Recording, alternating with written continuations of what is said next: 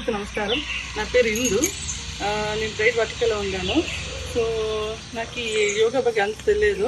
But ఇట్లా walking చేసుకొని పోయినప్పుడు ఇట్లా ధృతి యోగా అట్లా నేను చూసి అప్పుడు ఓకే సరే మనము యోగా ట్రై చేస్తాము.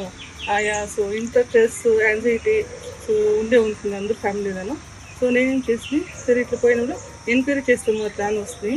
బట్ చూసినాక ఓకే మనము యోగా చేయలే లైఫ్లో అట్లా అనేసి వచ్చి ఇక్కడ జాయిన్ అయినాక నాలా ఎంతో డిఫరెన్స్ తెలుస్తుంది. సో చిన్నగా కోపం పడుతూ ఉంటుంది, చేస్తూ ఉంటుంది. ఇక్కడ వచ్చి యోగా 1 month ఆయన చేసుకొని ఈ 1 monthలో నాకే నా డిఫరెన్స్ తెలుస్తుంది. సో నేను కోపం పడేది కానీ మాట్లాడేది కానీ అందరూ నేను అడుగుతూ అందరూ ఏమి కొంచెం సాఫ్ట్గా మాట్లాడుతూ ఉండవు, అప్పుడప్పుడు కోపం పడుతుంది చేస్తూ ఉంటుంది. ఇప్పుడు మేము చెప్తే ఓకే ఓకే అవునా అట్లా నన్ను నిదానంగా మాట్లాడుతాను, ఏమి డిఫరెన్స్ అట్లా అండి.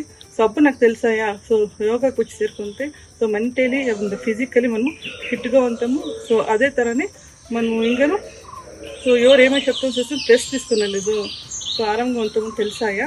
సో దాని నుంచి నేను అందరికీ ఏం చెప్తాను అట్లా అంటే అందరూ వచ్చేసి లైఫ్లో మనకి యోగా అనేది చాలా చాలా ఇంపార్టెంట్.